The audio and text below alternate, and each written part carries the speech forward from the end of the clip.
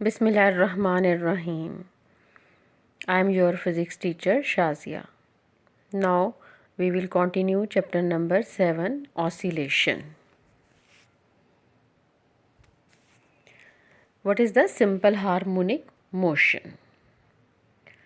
Simple harmonic motion, the oscillatory motion in which the acceleration of the body at any instant is directly proportional to the displacement from the mean position and always directed towards the mean position is called the simple harmonic motion. Simple harmonic motion की definition हमने देखी है कि क्या हुई। फिर इसमें अब आपने देखना है कि इसको जब आप प्रैक्टिकल करती हैं तो वो प्रैक्टिकल किस तरह से है। आप एक मैस लेंगी, उस मैस को अटैच करेंगी स्प्रिंग के साथ और उस स्प्रिंग के साथ अटैच करके मैस को मूव करेंगी टूवर्ड्स द राइट साइड। ये जैसे आपने मैस देखा टूवर्ड्स द राइट साइड, आप इसे इस तरह से मूव कर रही हैं। मूव करके आप इसको छोड़ देंगी, यहाँ से आपने इसको लिफ्ट कर दिया। अब ये to and fro motion about the mean position करेगा। मीन पोजीशन कौन सी होती है? जो उसकी रेस्ट पोजीशन, इक्विलिब्रियम पोजीशन। अब इसकी जो है वो ए पोजीशन, फर्स्ट पोजीशन ये, फिर उसके बाद ये अपनी मीन पोजीशन पे आएगा। मीन पोजीशन से पास होके ये इस तरफ जाएगा, फिर वापस ये इस तरफ आएगा, मीन पोजीशन को पास करेगा और अगेन ये इस पोजीशन पर आ जाएगा। ये इसकी आपने देखी कि इसकी टू एंड फ्रो मोशन हो गई। फिर आज के टॉपिक में हमने ये देखना है कि सिंपल हार्मोनिक मोशन जो है वो सर्कुलर मोशन के साथ किस तरह से अटैच है। An object in simple harmonic motion has the same motion as an object in uniform circular motion. उसके लिए आप देखें कि सबसे पहले हमारे माइंड में क्या होना चाहिए कि what is the condition of the simple harmonic motion. Simple harmonic motion कौन सी होगी? जो ऑसिलेटरी मोशन होगी। यानी कि हमने देखना है कि ऑसिलेशन मींस कि टू एंड फ्रो मोशन होनी चाहिए। और फिर कि सिंपल हार्मोनिक मोशन के लिए कंडीशंस कौन सी होनी चाहिए कि acceleration is directly proportional to the displacement. और इक्वेशन कौन सी होनी चाहिए कि a is equal to minus omega square, omega and square and x. ये आपके पास condition of the simple harmonic motion हो गई। और फिर उसके पास सेकंड कंडीशन हमारे पास किस तरह से है कि F X is equal to minus K X. ये भी फॉलो होनी चाहिए, इक्वेशन जो है ओबे होनी चाहिए। फिर आपके पास मोशन जो होगी वो सिंपल हार्मोनिक मोशन होगी।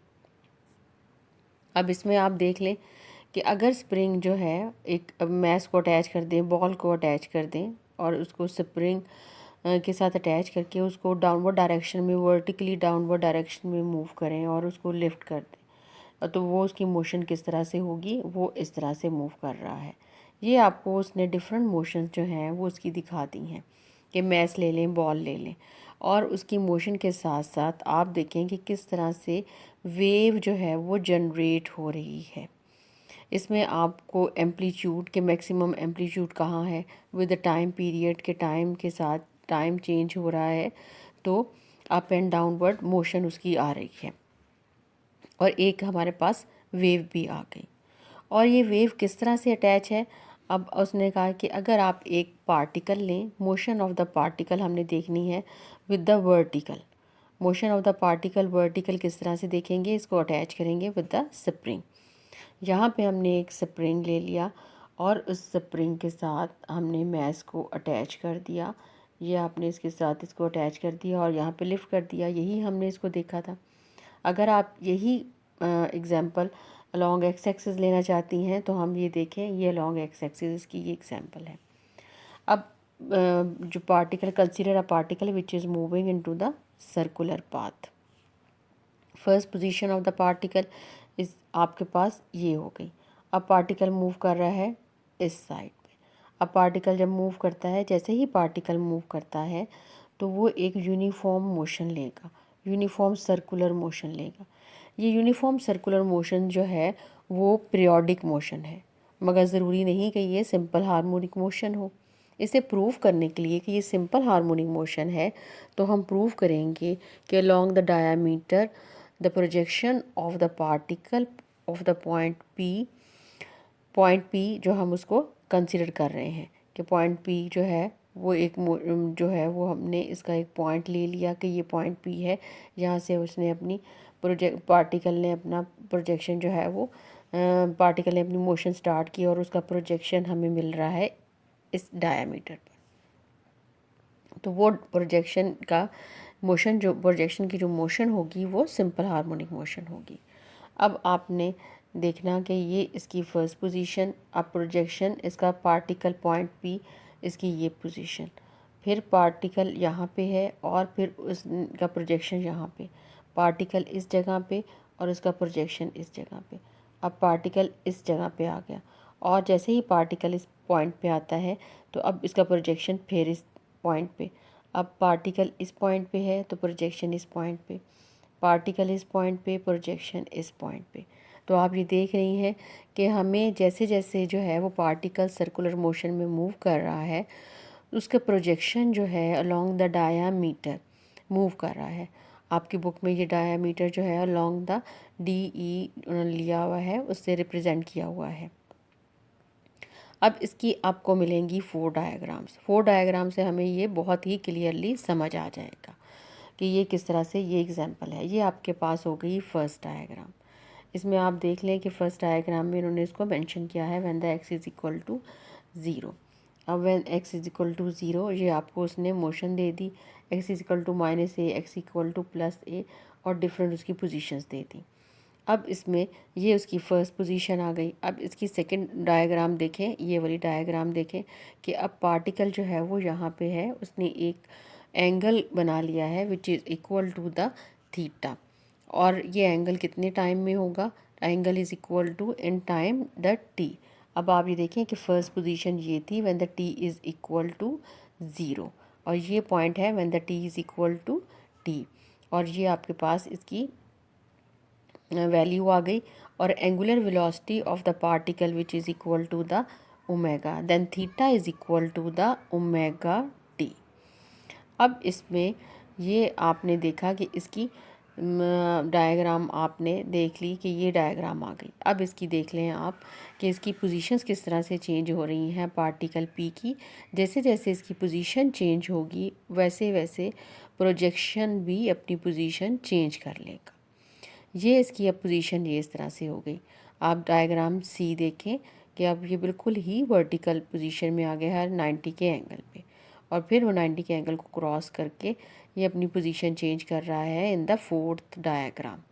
ये इसकी पोजीशन आ गई। अगर आप इसको फर्स्ट ईयर अच्छी तरीके से इसकी पोजीशन समझ जाएंगी with the position of the spring which is attach to the mass, ये देखें ये इसको मैस के साथ साथ ये इसी से हमने एक फर्स्ट डायग्राम से कि स्प्रिंग जो है वो मैस के साथ अटैच है, सेकंड डायग्राम के प्रोजेक्शन जो है पार्टिकल का वो मूव कर रहा है, थर्ड डायग्राम के आप इससे जो है वो एक वेव जनरेट कर देती हैं। वो वेव जनरेट जो है वो किस तरह से होती है, when the at time t is equal to 0 the pointer is at the position A, और यानी कि पॉइंटर ले सकती हैं आप, पार्टिकल कह सकती हैं, then the position B, A and C and back to A at instant of the time t/4, t/2 and 3t/4 and respectively t। अब इसमें जो है वो कहते हैं कि किस तरह से अब आप इसको कंपैरिजन करेंगी कि अगर हम इस तरह से देखें कि प्रोजेक्शन जो होगा वो भी सेम इसी तरह से मूव करेगा, और प्रोजेक्शन को अगर आप लेबल कर लें कि पार्टिकल जो है अगर P से रिप्रेजेंट कर रही हैं और प्रोजेक्शन N से रिप्रेजेंट कर रही हैं, then the point N move to and fro along the diameter of DE. Now the point P is at O1 at time t is equal to 0, projection N at instant of 0, t/4, t/2, 3t/4 and t will be at 0, D, O, E and O respectively. और ये कौन सी positions होंगी, ये to and fro motions होंगी। अगर आप इसको diagram को इसी तरह से लेबल कर लें तो आपको इसको पढ़ने में आसानी होगी कि जो पॉइंट्स मैंने बोले हैं, ये डी और ई आपके पास पॉइंट हो गया, ये पॉइंट आपके पास 0 है, ये आपके पास O1 की वैल्यू, ये O1 की वैल्यू आ गई। तो सेम ये पॉइंट जो है वो अलॉन्ग द डायामीटर इस तरह से आपके पास projection of the point P move कर रहा है। अब आप इसमें डायग्राम में एक और चीज़ हमने समझनी है कि जब आप प्रोजेक्शन इस तरह से मूव कर रहा है तो आप ये देखें कि ये आपने एक पॉइंट ले लिया जिसमें हमने ये इसमें से एक ट्रायंगल कंसीडर कर ली। इस ट्रायंगल में अगर नोट करें, then the sine theta which is equal to the ON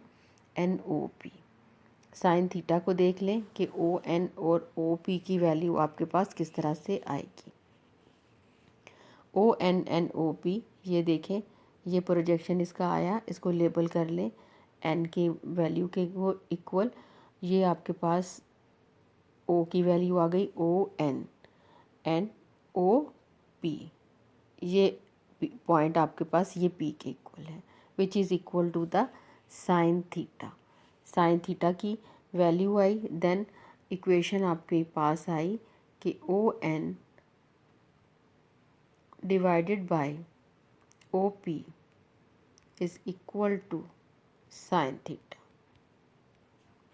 ये इक्वेशन आ गई। देन अगर आप इसको सॉल्व करें, then ON is equal to the x displacement के लिए ले लें, और OP जो आपके पास रेडियस ऑफ द सर्कल है which is equal to the x0। मुख्तलिफ बुक्स में इसको जो डायमीटर ऑफ द सर्कल है उसको उन्होंने a से रिप्रेजेंट किया है, आप इसको x0 से रिप्रेजेंट कर लें। Then equation will be equal to x is equal to x0 sine of theta, which is the equation of the simple harmonic motion. So we can say then the motion of the particle जो है वो किस तरह से कि particle की motion जो है वो सिंपल हार्मोनिक मोशन नहीं है, मोशन ऑफ द जो है वो प्रोजेक्शन की मोशन जो है वो सिंपल हार्मोनिक मोशन है। तो ये आपके पास हो गया सिंपल हार्मोनिक मोशन जो है वो किस तरह से सर्कुलर मोशन के साथ अटैच है। Thank you so much. अल्लाह हाफिज़।